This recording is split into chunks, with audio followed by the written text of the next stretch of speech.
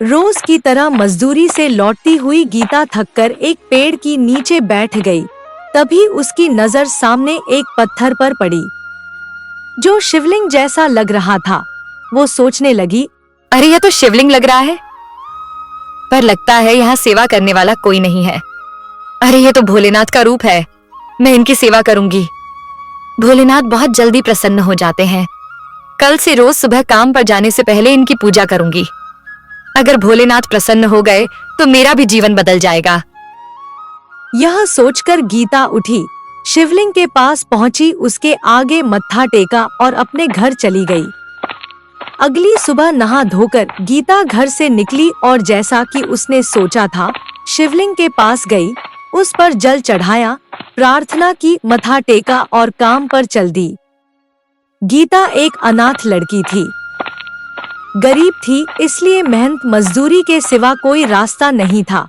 इस बार उसे एक खेत में फसल कटाई का काम मिला था, जिसे वह दूसरी मजदूरों के साथ कर रही थी। काम करते करते उसकी बात अपनी सहेली मीना से हुई। गीता, कुछ सोचा है तूने?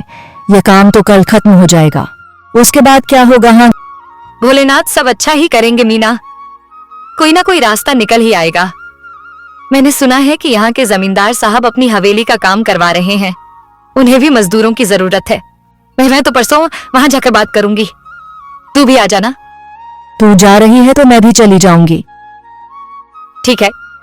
यह कहकर गीता और मीना अपने अपने काम में लग गई। 2 दिन बाद सुबह सुबह काम की तलाश में निकलने से पहले रोज की तरह गीता ने शिवलिंग पर जल चढ़ाया, पूजा की और प्रार्थना की।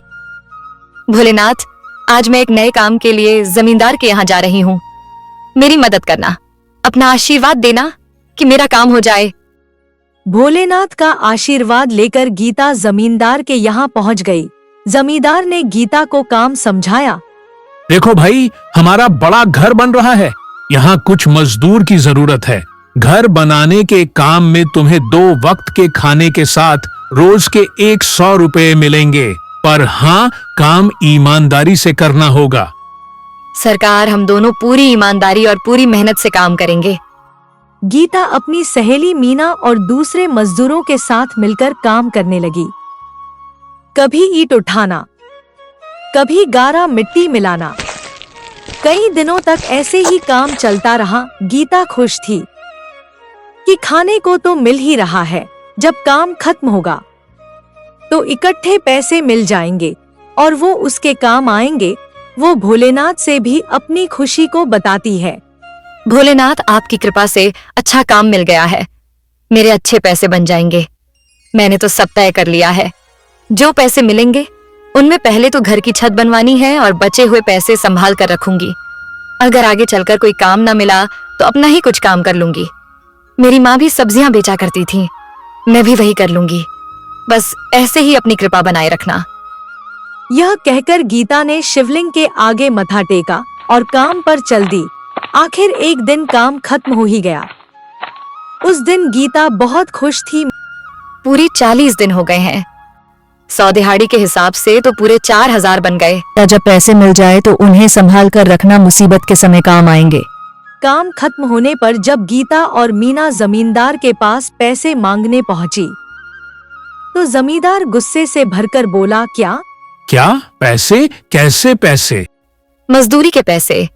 सरकार, आपने कहा था कि जितने दिन मजदूरी होगी उतने दिन खाना मिलेगा और साथ में 100 रोज के हिसाब से मजदूरी मिलेगी। अरे क्या बकवास करती हो, मैंने ऐसा कब कहा?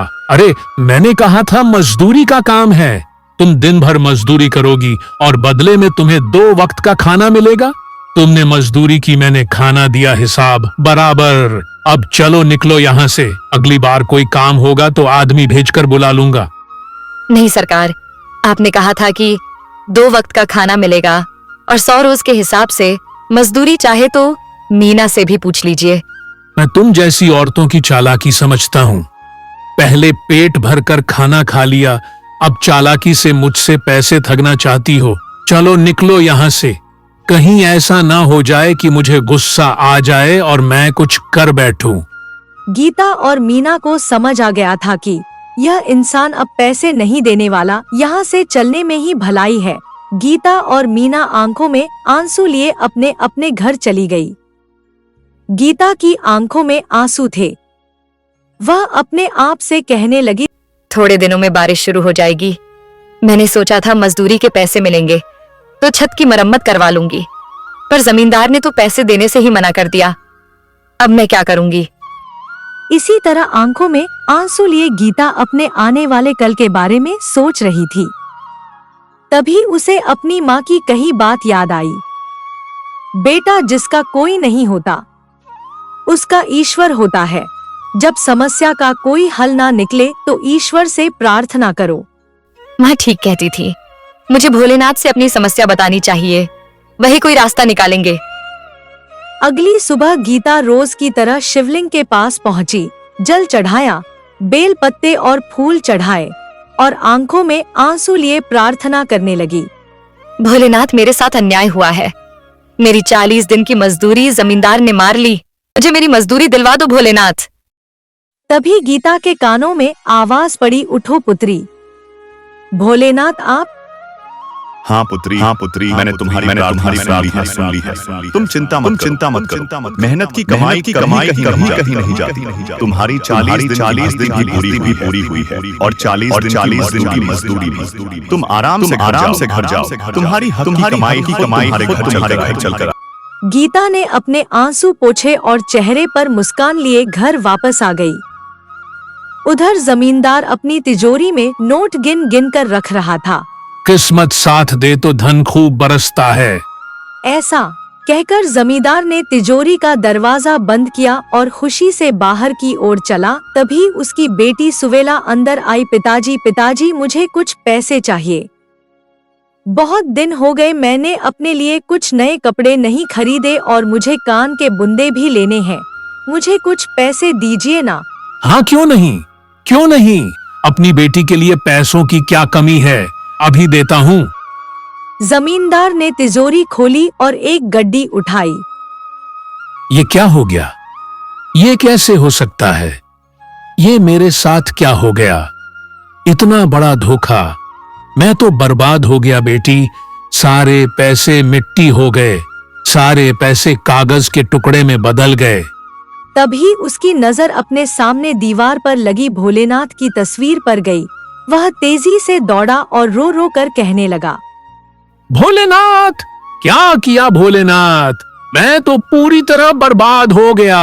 अपने भक्त के साथ ऐसा करना आपको शोभा देता है क्या? तभी वहां तेज प्रकाश हुआ। जमींदार ने देखा कि साक्षात भोलेनाथ सामने खड़े हैं।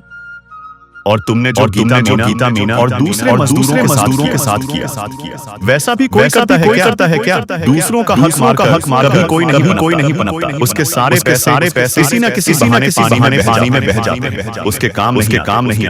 मुझसे बड़ी भूल हो गई भोलेनाथ, मुझसे बड़ी भूल हो गई। आप मुझे आदेश दें। आप जैसा कहेंगे मैं वैसे ही करूंगा। तो ठीक है। सारे मजदूरों को उनका हक। जितने पैसों का वादा किया था उन्हें वो सब दो। और गांव में एक लंगर की व्यवस्था करो। कभी किसी मजदूर के पास खाने को पैसे ना हो तो वहाँ खा ले। ऐसा ही होगा भोलेनाथ। तो जाओ देखो तुम्हारा धन पहले जैसा हो। यह सुनते ही जमींदार ने कागज के टुकड़ों की ओर देखा जो फिर से नोट बन चुके थे। जमींदार ने गीता और दूसरे मजदूरों को बुलाकर उनकी मजदूरी दी और गांव में एक लंगर का भी इंतजाम किया। गीता ने अपनी छत मरम्मत करवा ली थी और अब वो सब्जी की दुकान लगाने लगी थी। और अपनी सब्जी की दुकान पर जाने से पहले वह शिवलिंग की पूजा अवश्य करती, जल चढ़ाती। भोलेनाथ, मेरी अच्छी कमाई करवाना और आशीर्वाद देना कि मेरी कमाई में बरकत भी हो। आज के लिए बस इतना ही। अगर आपको हमारी वीडियो अच्छी लगी है तो वीडियो को लाइक करें, शेयर करें और हमारे चैनल को सब्सक्राइब करें। धन्यवाद।